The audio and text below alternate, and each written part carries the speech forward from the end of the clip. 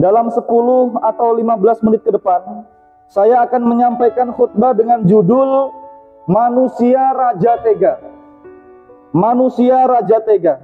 Hadirin sekalian, judul ini saya pilih sebab semakin hari semakin banyak orang yang raja tega.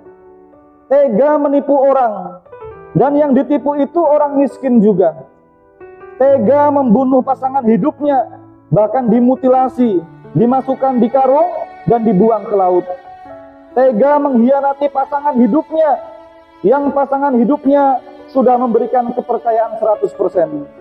Hadirin sekalian, saya memilih judul ini, tetapi yang saya maksudkan di sini bukan tega dalam soal percintaan, bukan tega dalam soal pemerasan, bukan tega soal pembunuhan, tetapi tega di dalam kepedulian.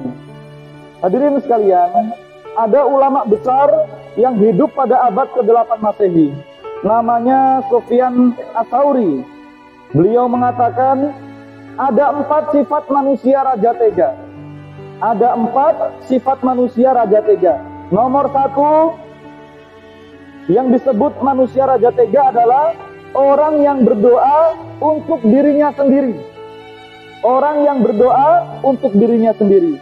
Dan tega-teganya tidak berdoa untuk orang lain. Tega-teganya tidak berdoa untuk negeri di mana dia menghirup udara dan makan dari tanah tumpah darahnya ini. Tega-teganya tidak berdoa untuk orang-orang yang tertindas dan terzolimi. Hadirin sekalian, mengapa disebut tega? Sebab mestinya kita ini bisa membantu secara finansial atau membantu secara fisik.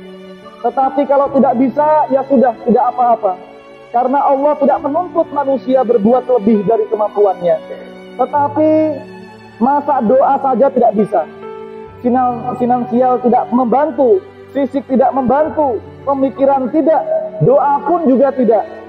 Hadirin sekalian yang sangat saya muliakan, hari-hari ini kita semuanya hampir tidak tega.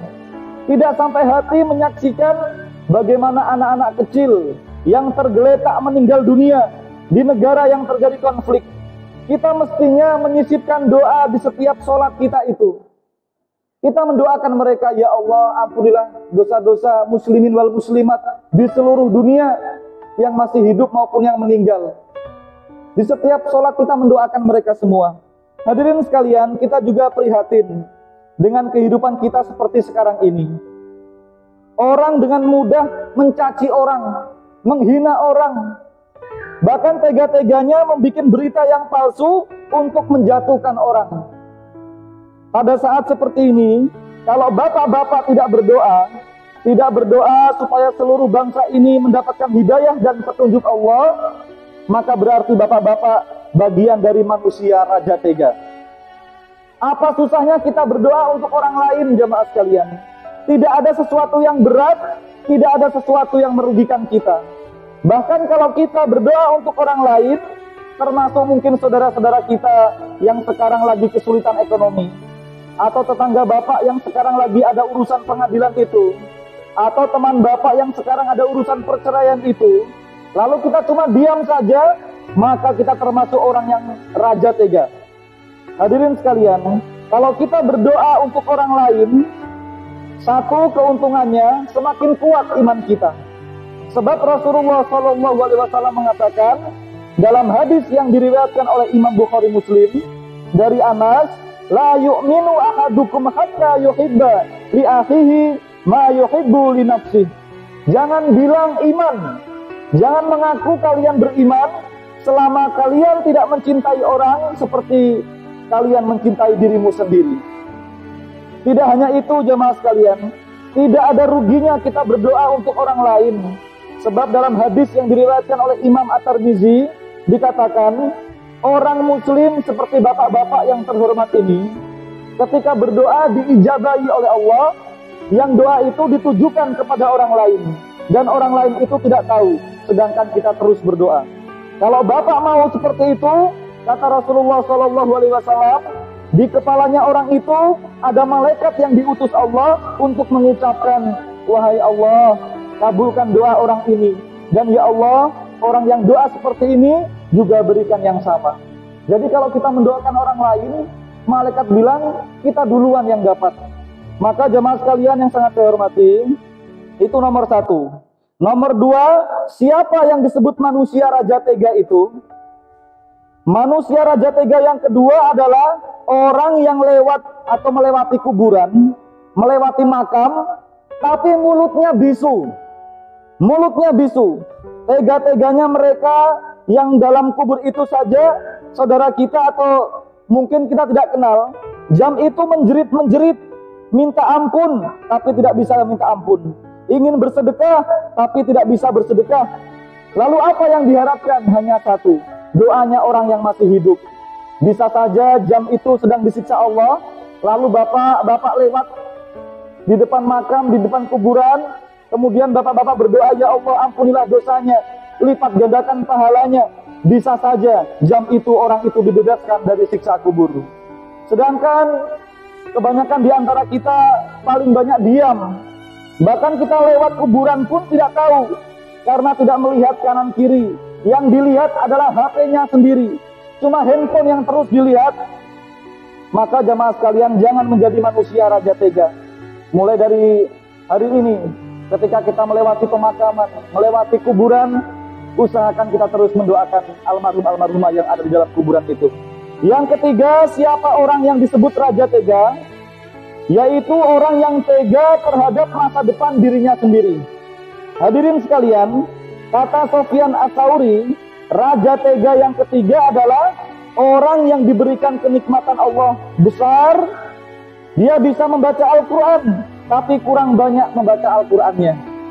Bersyukurlah bapak-bapak yang sudah bisa membaca Al-Quran. Dan jangan putus asa bagi bapak-bapak yang belum bisa membaca Al-Quran. Nanti kalau sudah bisa, terus dibaca Al-Quran tersebut. Sebab jiwa kita ini akan kosong, jamaah sekalian. Jiwa kita ini akan kosong. Rumah kita nanti akan banyak konflik. Yang ada hanya marah-marah terus. Mengapa seperti itu? Karena di situ kata Rasulullah, perbanyaklah baca Al-Quran di rumahmu. Sebab Al-Quran itu cahayamu, cahaya hatimu. Rumah yang tidak banyak dibacakan Al-Quran itu, kemuliaannya, kedamaiannya sedikit, sedangkan masalahnya itu bertubi-tubi.